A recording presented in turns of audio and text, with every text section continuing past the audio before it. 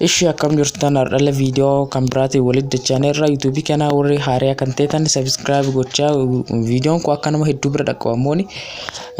copy link share gochaa nafaana tura subscribe sanfa sirrinaatu qajechuun barbaada qaxxatumaan gara video har isini qopheesse walaloo guyyaa har'aa isin irra fuulleeffatu waa'ee seenaa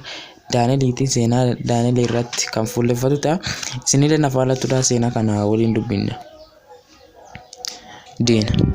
atiin beekni hubanne haga kiyya tola lafaa kaatee hinaattee dubbatte mala marrootiyya mootichaan aangoo argannaan atilleen laa jaalante sanii waan na balleessituun mala barbaaddatte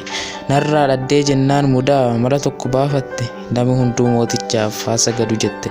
waaqolii biraa dhiisaa haa jajamu mootiini jettee labsite ana balleessuu malee mootichaa quqantee mooti waaqan gargar na baasuuf mala qopheessite namni gusaan sagadin boolla leenca darbatamu jette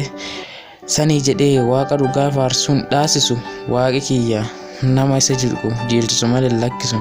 wanni ati barbaaddu si guuttee jennaan gammadde ajaja kee dhiise waaqa bira waaqeffate jettee na himatte ajaja kee didde waaqa bira waaqeffate jettee mooticha na himatte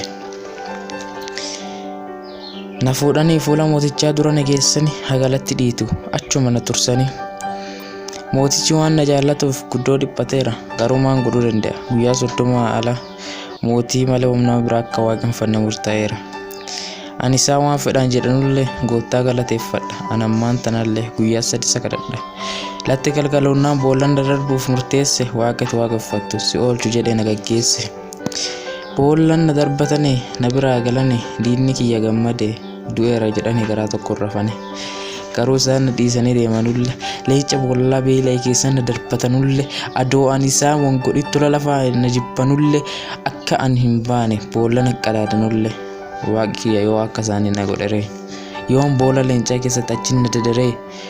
bu'aan guyyaa sagadadhu kunoo har'a nan mul'ate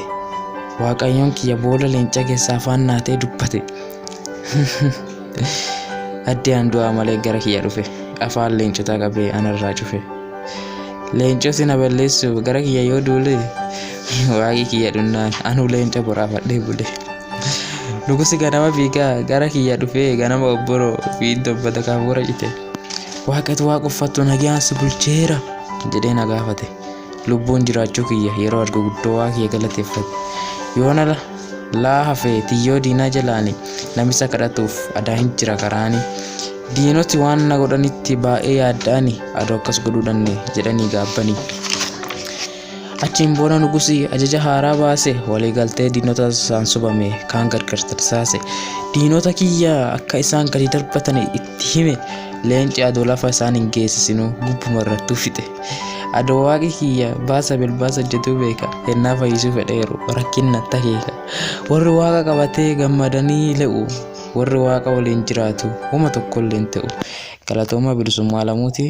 like share subscribe gochuun dagatina thank you waan dhaggeeffataniif